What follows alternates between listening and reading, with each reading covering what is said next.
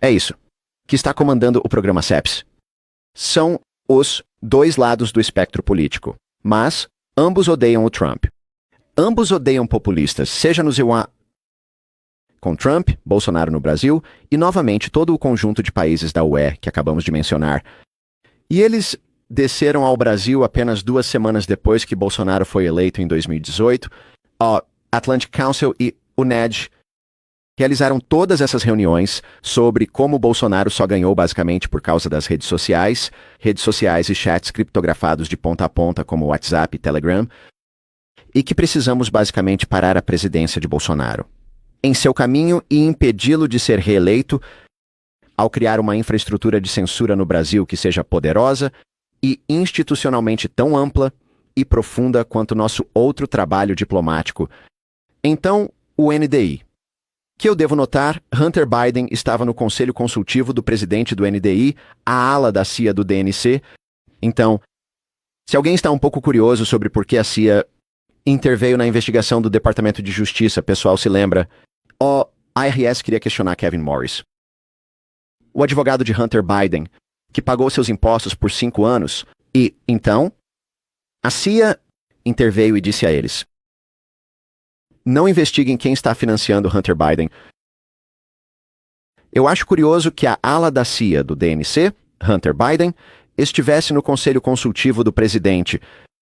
Mas então o NDI cria essa expansão de coalizões chamada D4D, Design for Democracy, e Design para a Democracia, em conjunto com este programa CEPS, continua a trabalhar com o Tribunal de Censura de Moraes, o Voldemort da censura no Tribunal do TSE deles.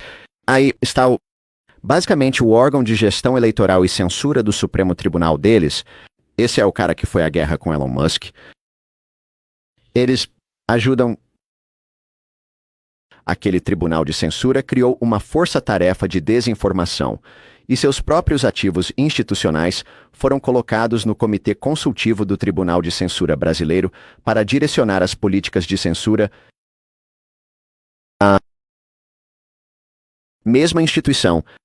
Isso baniu o X do Brasil, que confiscou os ativos da Starlink.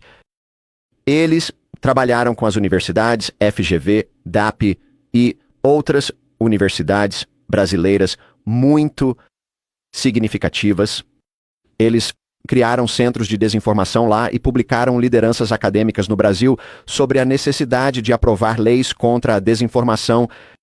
O próprio NDI deles, bolsistas e operativos, estavam testificando publicamente no parlamento brasileiro sobre a necessidade de aprovar essas leis. Eles estavam falando publicamente com os grupos da Associação dos Procuradores no Brasil, dizendo que precisavam processar a desinformação sobre isso. Eles estavam financiando milhões de dólares para instituições de mídia brasileiras para promover a censura na internet e para promover efetivamente a proibição de qualquer conteúdo pró-Bolsonaro nas redes sociais ou em chats criptografados de ponta a ponta. O Zaid então entrou em ação.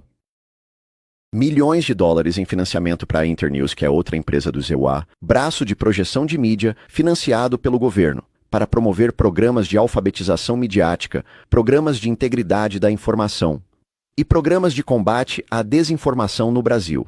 Então, em todos os níveis, as empresas de mídia brasileiras fazem parceria com a Globo, por exemplo, o maior veículo de mídia do Brasil.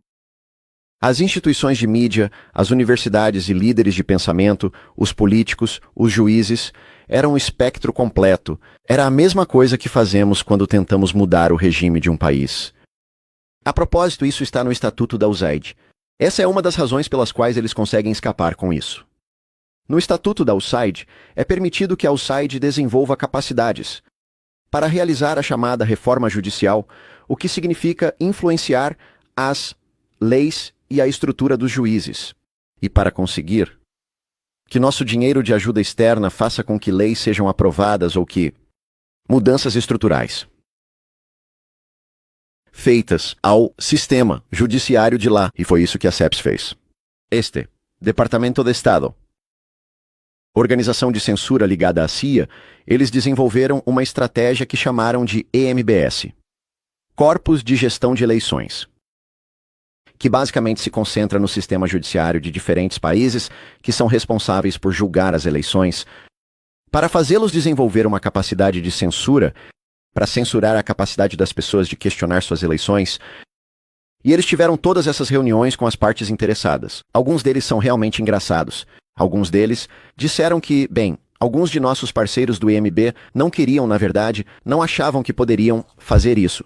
Eles não conseguiram convencer os outros stakeholders políticos em seu país a aumentar a capacidade de censura e eles os aconselharam sobre como poderiam usar a retórica, de forma inteligente para disfarçar os programas.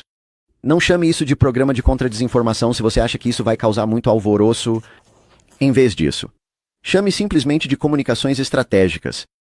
E porque cada agência do governo tem algum tipo de ramo de assuntos públicos, algum tipo de capacidade de comunicação. Basta dizer que isso é para monitorar e se envolver em comunicações estratégicas, e então você pode sinalizar em massa as contas do EUA, os oponentes políticos do Departamento de Estado, eles querem impedir que ganhem a eleição. Jesus.